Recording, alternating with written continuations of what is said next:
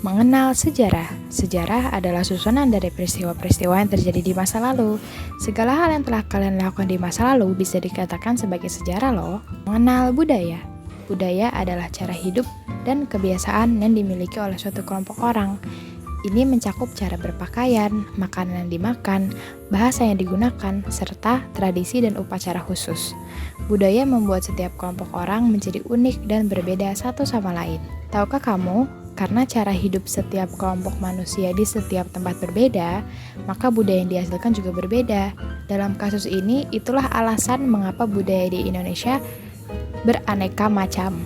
Di Indonesia, bentuk-bentuk budaya yang sangat mudah dilihat adalah tentang suku, bahasa daerah, rumah adat, lagu adat, baju adat, permainan tradisional, dan lainnya. Sejarah di Indonesia. Nah, sekarang kalian sudah tahu apa artinya sejarah dan budaya. Sekarang kita akan belajar sejarah dan budaya di Indonesia satu persatu.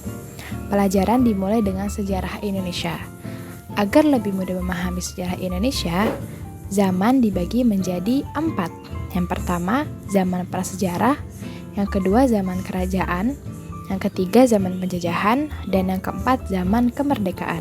Zaman prasejarah. Apakah kalian tahu tentang zaman prasejarah?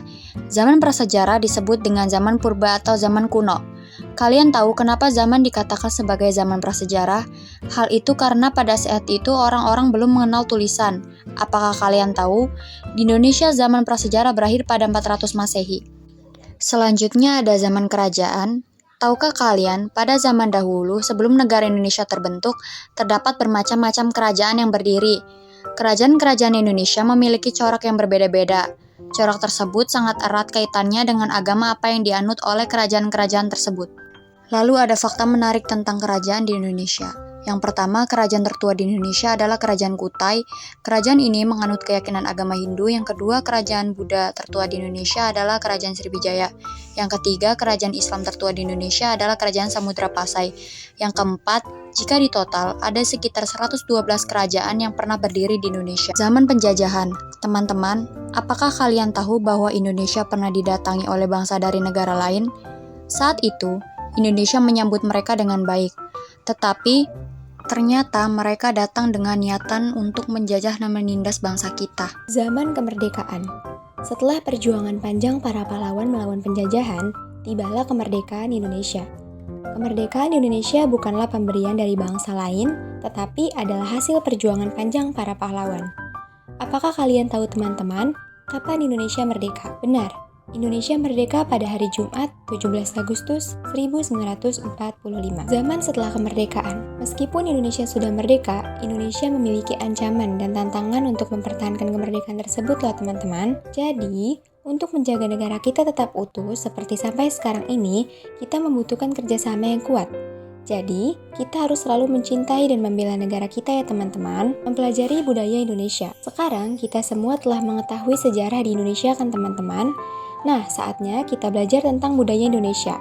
Katakan, aku mau jika kalian ingin belajar budaya Indonesia. Apa suku kalian? Ayo kita belajar budaya Indonesia dengan mulai mengenal suku-suku yang ada di Indonesia.